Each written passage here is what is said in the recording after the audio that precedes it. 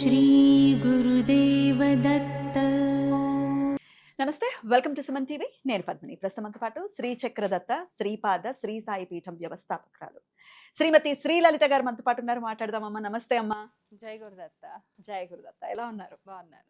అమ్మా, ముందుగా మీకు మాఘ పూర్ణిమ శుభాకాంక్షలు. శ్రీమాత్రే నమః. జై గురుదత్త.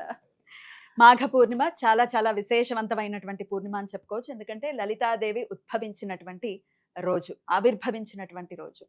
అయితే లలితా అమ్మవారి గురించి ఖచ్చితంగా మీరు మాట్లాడాలి. బాలా త్రిపుర సుందరిని మీరు ప్రతిష్ఠించబోతున్నారు.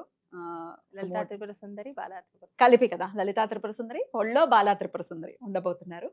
సో లలితా అమ్మవారి ఆరాధన అసలు ఎలా చెయ్యాలి? చాలా మంది లలితా సహస్రనామాలు చేసుకుంటూ ఉంటారు, ఇంకా తెలియని వాళ్ళు ఉంటారు కదా. లలిత అమ్మని ఎలా ఆరాధించాలి, లలితా సహస్రనామం చదవలేని వాళ్ళ పరిస్థితి ఏమిటి, మరి ఎట్లా దగ్గర అవ్వాలి? ఎందుకంటే లలితా సహస్రనామం గురించి విన్నప్పుడు తప్పులు మాత్రం ఎటువంటి పరిస్థితుల్లో చదవకూడదు అని ఫస్ట్ అండ్ ఫార్మోస్ట్ గా ఫస్ట్ అదే చెప్తారు కదా. భయం వేస్తుంది, అమ్మో తప్పులు చదవకూడదేమో భయం వేస్తుంది అనమాట. సో ఇవన్నీ ఒక్కసారి చెప్పండి, లలితాదేవికి ఎలా దగ్గర అవ్వాలి? లలితాదేవి ఆవిర్భావం. ఆవిడ చిదగ్నికుండ సంభూత, చిదగ్ని కుండం నుంచి ఆవిడ ఉద్భవించింది. అయితే ఏ దేవుడినైనా సరే, మనం ఏ దేవతను ఆరాధించినా కూడా ముందుగా పాదాల నుంచి వెళ్తాం వర్ణించుకుంటూ. ముందు పాదాలు, ఆ తర్వాత ఒక్కొక్క భాగం పైకి. పూజలో కూడా అంతే కదా. అంతే కదా. కానీ లలితాదేవి దగ్గర అవును, మొదట శిరస్సు నుంచి మొదలవుతుంది. ఎందుకంటే ఆవిడ చిదగ్ని కుండం నుంచి బయటకు వచ్చింది కదా. అవును. అందుకని లలితా సహస్రనామాలు మీరు చూసినట్లయితే గనక మొదటిగా అమ్మ శిరస్సు నుంచి పాదం వరకు వర్ణన ఉంటుంది. అయితే మనం లలితా సహస్రనామాలు అన్ని చదవలేకపోయినా కూడా అమ్మని ఎలా పిలుస్తాం? మా అమ్మ అని పిలుస్తాం కదా ప్రేమగా. మీకు వచ్చిన నామంతోనే పిలవండి. మొదటి నామం శ్రీమాత, అమ్మా శ్రీమాత అని పిలవండి. శ్రీమాత్రే నమః అనండి, చాలు. శ్రీమాత అనుకున్నా కూడా అదే ఫలితం ఉంటుందని. చాలా ఫలితం ఉంటుంది. ఒక్క నామాన్ని అన్ని నామాలు నేను జపించలేను, నువ్వు ఫాస్ట్ గా చదివేస్తే, అర్థం కాకుండా చదివేస్తే ఏం ఫలితం? ఒక్క నామాన్నైనా శ్రద్ధగా భక్తిగా పఠిస్తేనే నీకు ఫలితం ఇస్తుంది అమ్మ. పౌర్ణమికి కూడా క్రియాయోగాన్ని మీరు చెప్పటం కానీ ఆన్లైన్ లో చెప్తాను. క్రియాయోగం అసలు ఏమిటి? క్రియాయోగం అంటే ఏం చెప్తారు? ఎటువంటి క్లాసెస్ ఉంటాయి? ఎన్ని సెషన్స్ ఉంటాయి? ఒకసారి అంటే ప్రతిదీ కూడా స్వామివారు ఆజ్ఞ ప్రకారమే, అనుజ్ఞ ప్రకారమే, ఆయన ప్రసాదాలే దొరుకుతున్నాయి ఇక్కడ అన్ని కూడా. అయితే నాకు క్రియాయోగ దీక్షని స్వామివారు స్వప్నంలో ఇవ్వడం జరిగింది.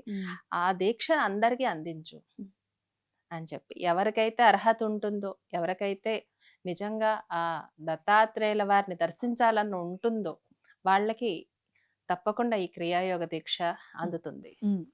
ఎలా అండి? మేము చెయ్యాలనుకుంటున్నాము, లేకపోతే క్లాస్ లో జాయిన్ అవ్వాలనుకుంటే ఎట్లా?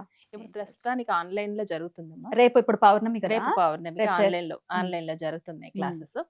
అయితే ఈ 16 అడుగుల శ్రీపాద శ్రీవల్లభ స్వామి విగ్రహ ప్రతిష్ట అయిన తర్వాత ఈ క్రియాయోగ దీక్ష అనేది అక్కడే ఇవ్వడం జరుగుతుంది.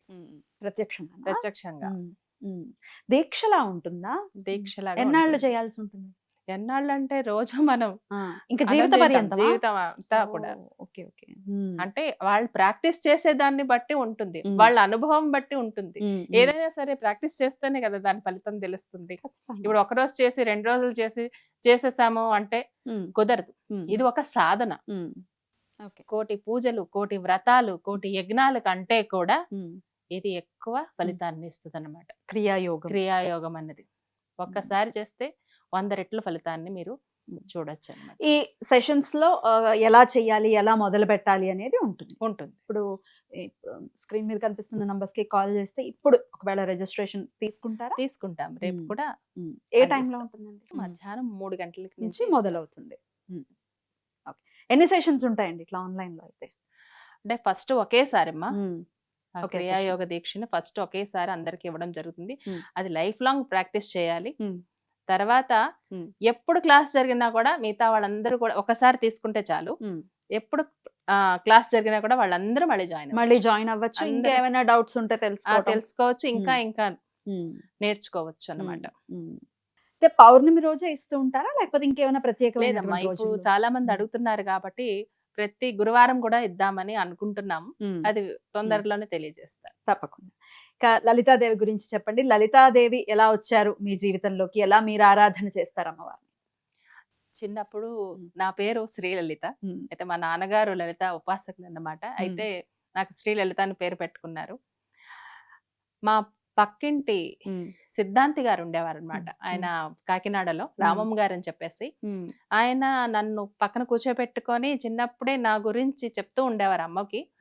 ఆ మాటలు నాకు వినబడేవి కానీ అమ్మ కదా మళ్ళీ వింటే ఇదేదన్నా వేరే రూట్ లో వెళ్ళిపోతుందేమో కొంచెం భయపడేది.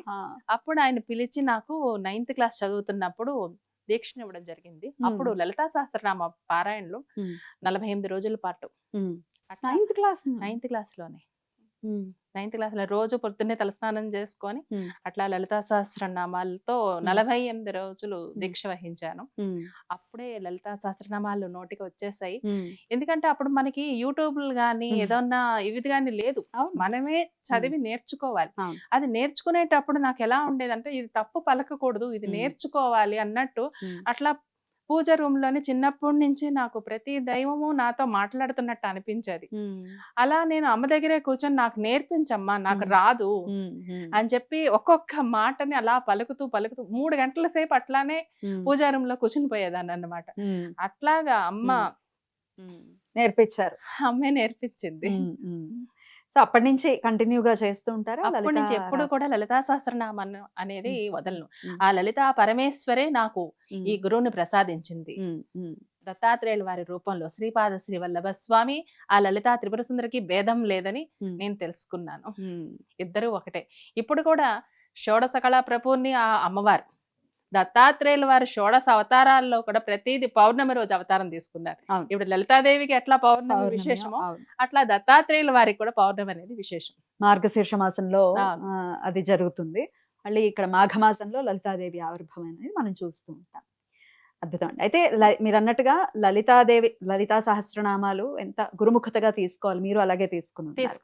గురుముఖతగా ఇప్పుడు గురుముఖతగానే తీసుకోవాలి, కానీ యూట్యూబ్ లో ప్లే అవుతుంటే నేర్చేసుకోవటం ఇట్లాంటివి కూడా చేస్తున్నారు. దీన్ని ఎలా చూడలేదమ్మా?